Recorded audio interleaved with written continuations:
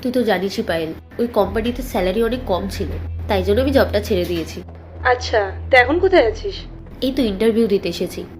আমার ফার্স্ট রাউন্ডটা কমপ্লিট হয়ে গেছে, এখন বাকি second round and last round. আর আমি শিওর জবটা আমিই পাবো। এই তো ম্যাডাম আর 5-10 মিনিটের মধ্যে চলে আসবে, আর তারপর আমার লাইফটাই বদলে যাবে। Thank you so much, bye. চল বাই।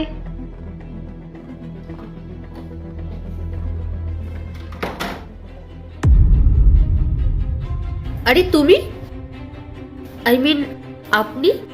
হ্যাঁ, আচ্ছা তুমিই পূজা যেখানে ইন্টারভিউ দিতে এসেছো? Yes madam. এই কোম্পানিটা আপনার? হ্যাঁ আমার, বসো।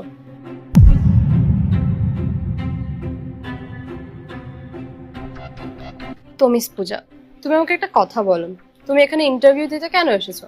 তুমি তো নাকি এখানে অলরেডি জব করছো, তাও আবার ম্যানেজার পোস্টে। প্লিজ ম্যাম, এইসব বলে আমাকে লজ্জা দেবেন না।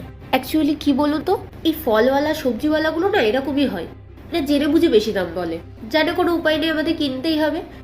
তাই জন্য আমি ওদেরকে ভয় দেখানোর জন্য এটা করেছি। I am really sorry ma'am, please আমাকে ক্ষমা করে দিন।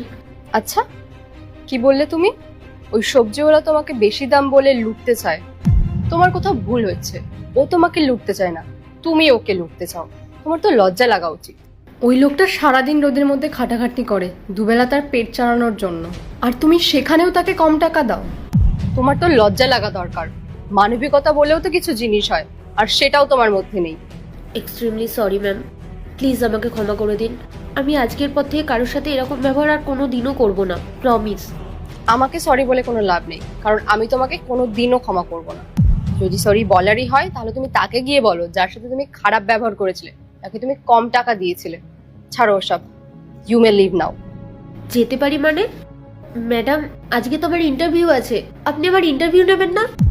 এক মিনিট, কি বললে তুমি? ইন্টারভিউ? তুমি কি ভেবেছো আমি তোমার ইন্টারভিউ নেব? ইন্টারভিউ তো দূরের কথা, এখানে বসার যোগ্যতা পর্যন্ত তোমার নেই। এমনিতে তোমার কোয়ালিফিকেশন তো খুব ভালো আছে, আর তোমার ফাইলটা আমার কাছে অনেক আগেই চলে এসেছিল। বিশ্বাস করো, তোমার জায়গায় যদি অন্য কেউ থাকতো আমি শিওর তাকে হায়ার করে নিতাম।